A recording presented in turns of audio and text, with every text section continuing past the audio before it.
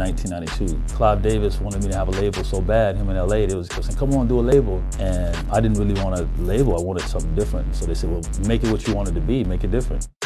I started Rowdy back then just so I could have an outlet to be different. You know, I wanted to be the difference in music.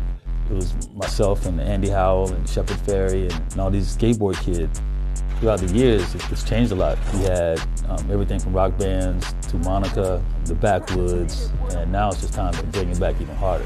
Finding acts like Johnny Apollo, Sack from the Three, Deuce Mino, and Dalco, which is my project. We got a lot of artists that we have under the Rowdy gang. The Rowdy Collection is about all the things Rowdy under one roof. It's the record label, the clothing company, it's Rowdy Sports. It's also Rowdy Wellness. We fight this opiate problem. We had to take an angle and take an approach to try to do something different about it. And Rowdy is just about expression, man, and being different.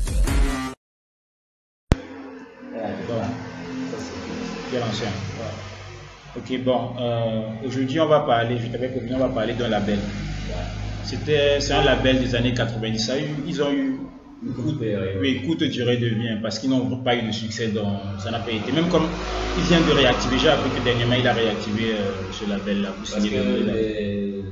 Comment on appelle ça, les réécoutes Non, pas forcément, c'est d'autres artistes qu'il a re-signé. C'est juste qu'il a peut-être eu l'envie maintenant de retrouver. C'est qui? C'est un label, c'est un label dont le producteur était très connu, était très célèbre dans les années 90. C'était l'un des producteurs les plus sollicités même dans le milieu mainstream des années 90.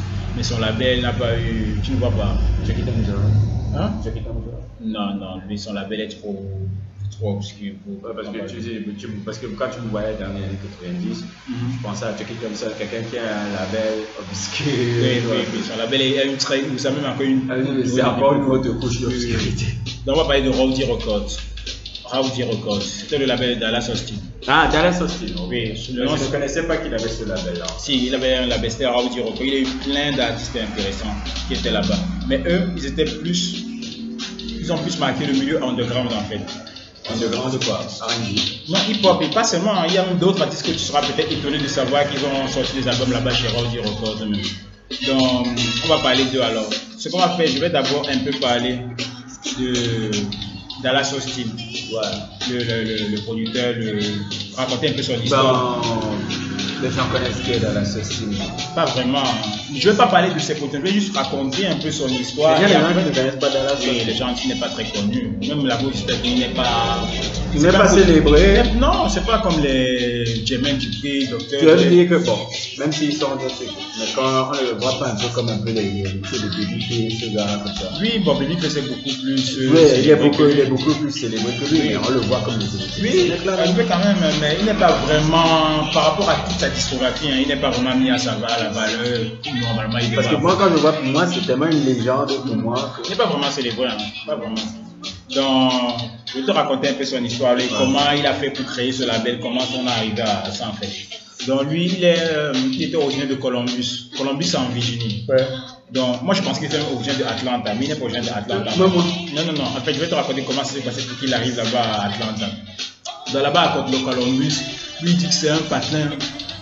Non, mais il n'y a rien là-bas. Donc là-bas, quand tu es là-bas. Missy Elliott aussi. Non, il vient de Virginie, c'est en Virginie, mais c'est pas Columbus. C'est le même état de Virginie, mais c'est pas Columbus. Ah, d'accord. C'est encore pire que ceux de Missy Elliott. Oui, c'est le même état. C'est le même état. Parce que Missy Elliott, Clips, Neptune vient de Virginie. Il vient de Virginie, oui. Timbaland. Donc là-bas à Columbus, tu avais deux choix. Soit tu quittes la région, soit tu entres dans les activités un peu illicites pour pouvoir survivre en fait. Donc là-bas, comme alors Samuel, lui, quand il va voir que pour essayer de lui éviter de faire de mauvais choix, elle va lui acheter un synthé pour qu'il puisse se focaliser sur faire de la musique au lieu d'avoir l'idée de faire des activités. Parce que ses grands frères, eux, ils étaient complètement dans le milieu. Ils vendaient des substances illicites et compagnie. Mais sa mère ne voulait pas que Dallas Austin suive ce même chemin-là. C'est pour ça qu'elle lui a acheté un synthé. Et c'est là où il a commencé à faire de la musique. Maintenant, quand il faisait la musique, un jour, un de ses grands frères l'appelait. Lui, il était dans sa chambre concentré avec les cassettes de faire parce que c'était toutes ses journées qu'il faisait seulement à faire de la musique. Donc, son grand frère l'appelait et il n'entendait pas parce qu'il était complètement pris par la musique en fait. Donc, quand son grand frère va monter dans la chambre, il va directement débrancher le synthé et fracasser ça contre le mur. En guise de frustration, en disant que depuis on t'appelle, tu ne réponds pas en fait. Donc, dans la société, il dit qu'il a eu une sensation de...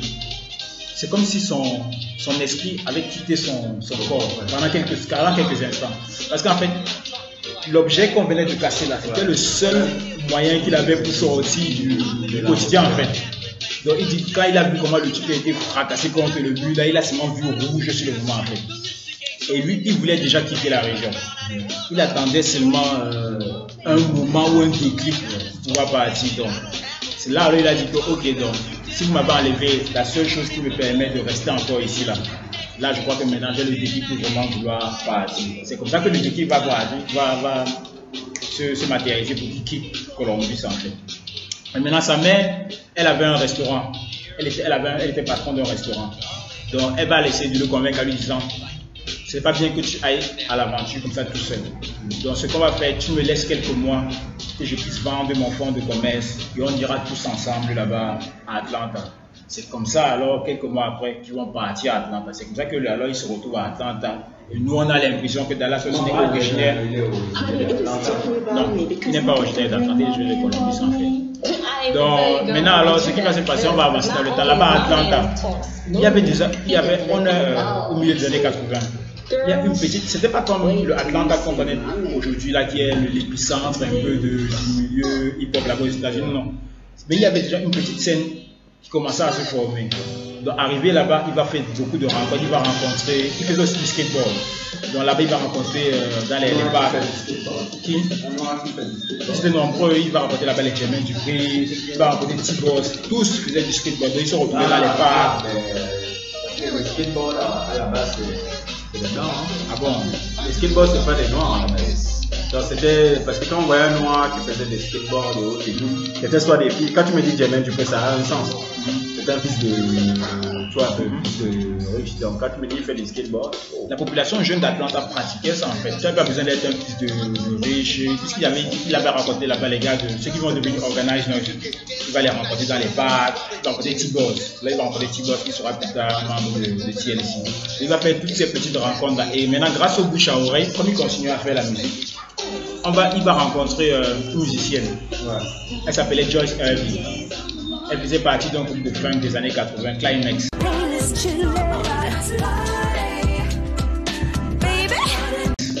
Mais maintenant, quand elle va rencontrer Dallas Austin, Climax était déjà en train de se séparer.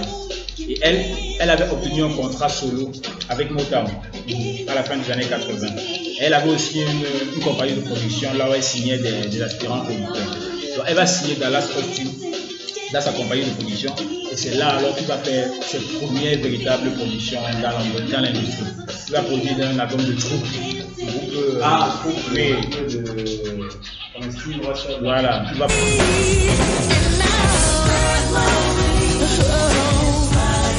produire là-bas, c'est ça, là-bas c'est produit. Il va aussi produire le premier album de Joyce Irving à Motown.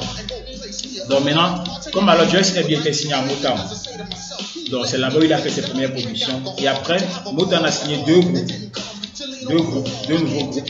Et c'est Dallas Austin qui va produire la totalité de leur premier album. Les deux groupes c'était ABC, Another Bad Creation. Another Bad Creation. And et Boys to Men. He produced Boys to Men.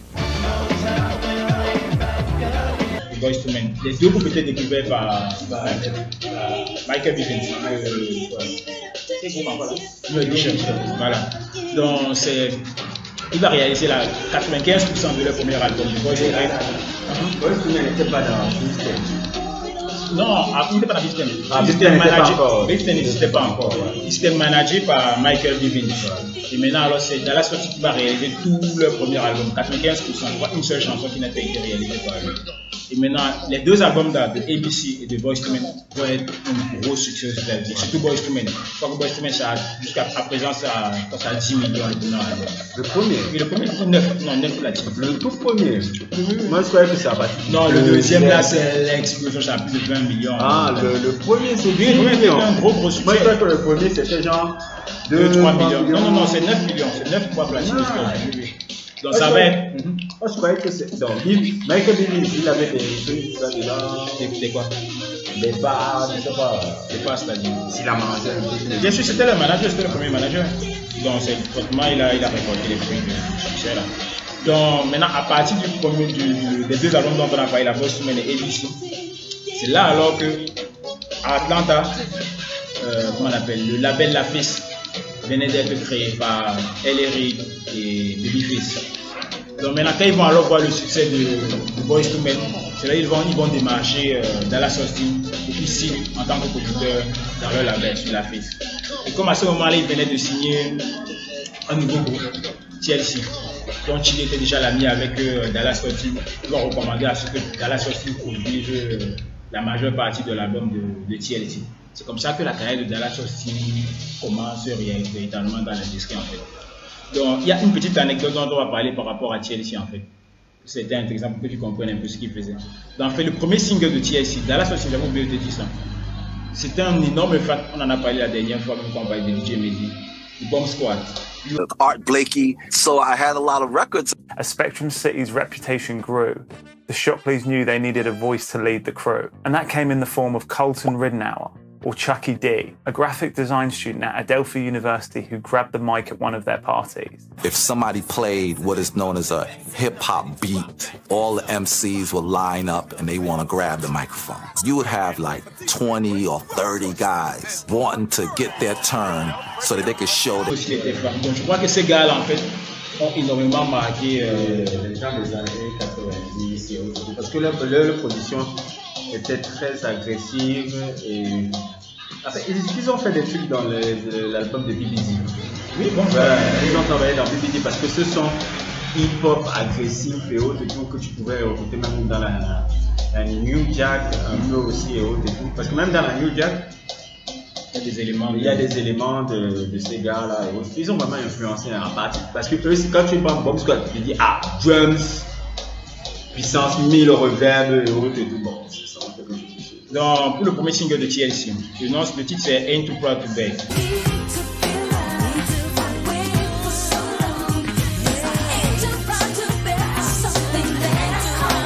Voilà. En fait, dans ce titre-là, c'est le premier single de TLC. Quand ils vont envoyer ça dans les radios vont dire qu'est-ce que c'est que ça? Parce qu'en fait, il y a au moins 10 samples dans la chanson là. Ils ont samplé James Brown. Comme il était fan de la technique que Bomb Squad utilisait, il essaie de refaire ça avec TLC en ajoutant quelques mélodies pour que ça passe un peu un truc R&B. Donc quand ils vont envoyer ça dans les radios, au départ les DJ ne voulaient pas jouer ça.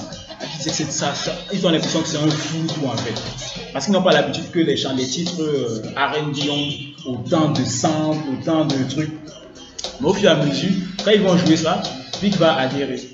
Donc ce sera un peu une surprise que Big adhère parce que les DJ considéraient que ça ne un titre comme ça ne pouvait pas marcher en fait. Donc au final ça va très bien marcher, ça va lancer la carrière de TLC. Mais au départ, c'était pas prévu que ce soit un succès comme ça a été à la fin en fait.